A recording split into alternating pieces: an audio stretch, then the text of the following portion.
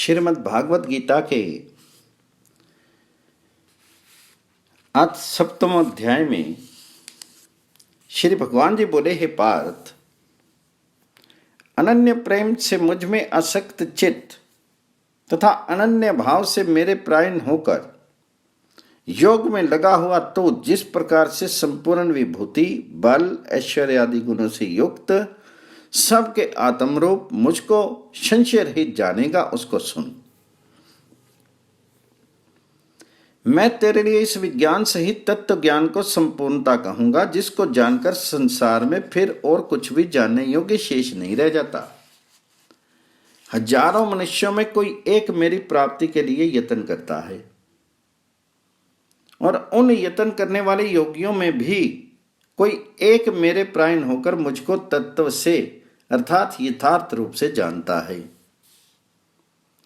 पृथ्वी, जल, अग्नि, वायु, आकाश, मन, बुद्धि, अहंकार भी इस प्रकार ये 8 प्रकार से विभाजित मेरी प्रकृति है। ये 8 प्रकार के भेदों वाली जो अपरा अर्थात मेरी जड़ प्रकृति है, और हे महाबाहो, इससे दूसरी को जिससे ये संपूर्ण जगत धारण किया जाता है, मेरी जीव रूपा परा अर्थात चेतन प्रकृति जान। हे अर्जुन, तू ऐसा समझ कि संपूर्ण भूत इन दोनों प्रकृतियों से ही उत्पन्न होने वाले हैं, और मैं संपूर्ण जगत का प्रभव तथा प्रलय हूं, अर्थात संपूर्ण जगत का मूल कारण हूं। हे धनंजय, मुझसे भिन्न दूसरा कोई भी परम कारण नहीं है।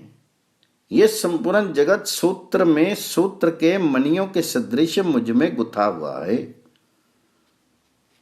हे अर्जुन, मैं जल में रस हूं, चंद्रमा और सूर्य में प्रकाश हूं, संपूर्ण वेदों में ओमकार हूं, आकाश में शब्द हूं और पुरुषों में पुरुषत्व हूं।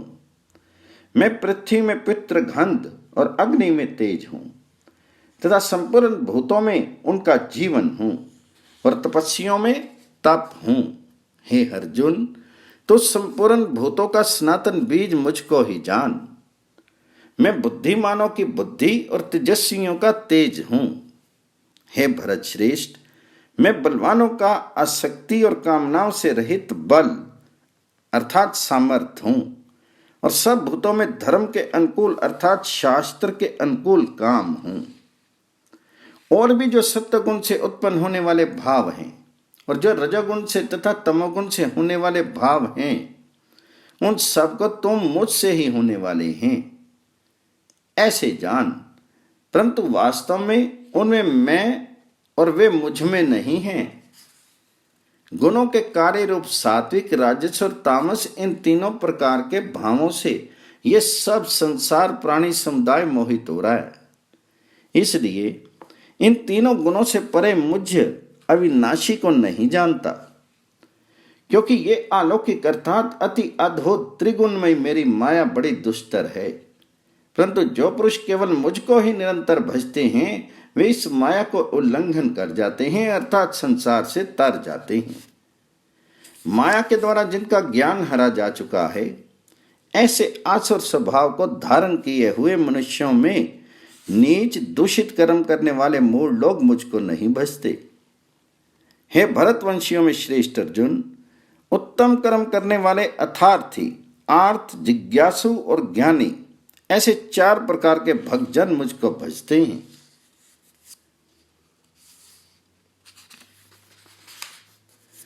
उनमें नित्य मुझ में एक ही भाव से स्थित अनन्य प्रेम भक्ति वाला ज्ञानी भक्त अति उत्तम है, क्योंकि मुझको तत्व से जानने वाले ज्ञानी को मैं अत्यंत प्रिय हूं और वह ज्ञानी मुझे अत्यंत प्रिय है।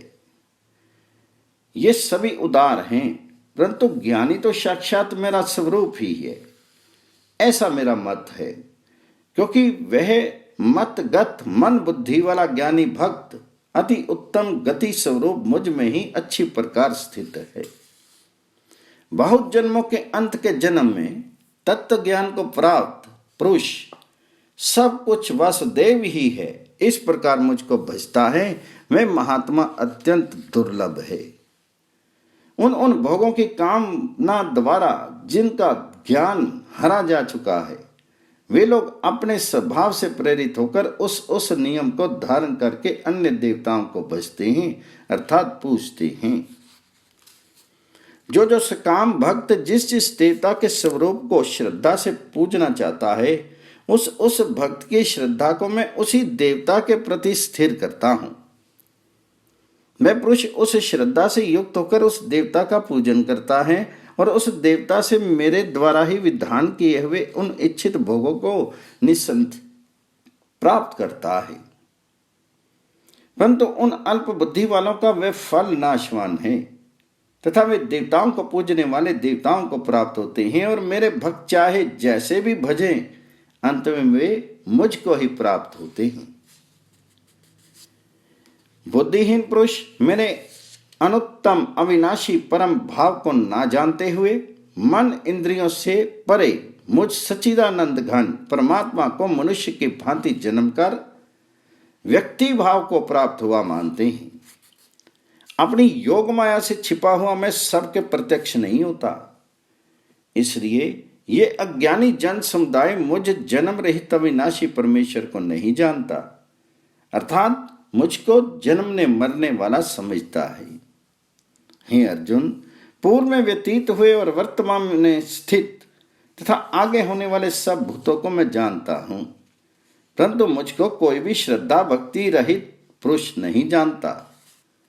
हे भरतवंशी अर्जुन, संसार में इच्छा और देश से उत्पन्न सुख दुख आदि द्वंद्व रूप मोह से संपूर्ण प्राणी अत्यंत अज्ञता को प्राप्त हो रहे हैं, परंतु निष्काम भाव से श्रेष्ठ कर्मों का आचरण करने वाले जिन पुरुषों का पाप नष्ट हो गया है, वे राग द्वेष जनित द्वंद्व रूप मोह से मुक्त दृढ़ निश्चय भक्त मुझको सब प्रकार से भजते हैं।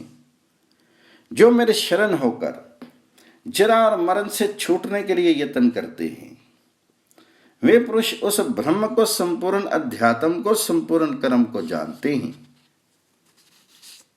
जो पुरुष अभिभूत और अधिदेव के सहित तथा अधियज्ञ के सहित सबका आत्म रूप मुझे अनंत काल में ही भी जानते हैं, वे युक्ति चित्त वाले पुरुष मुझे जानते हैं अर्थात प्राप्त हो जाते हैं। इस प्रकार से 7वां अध्याय परिपूर्ण हुआ।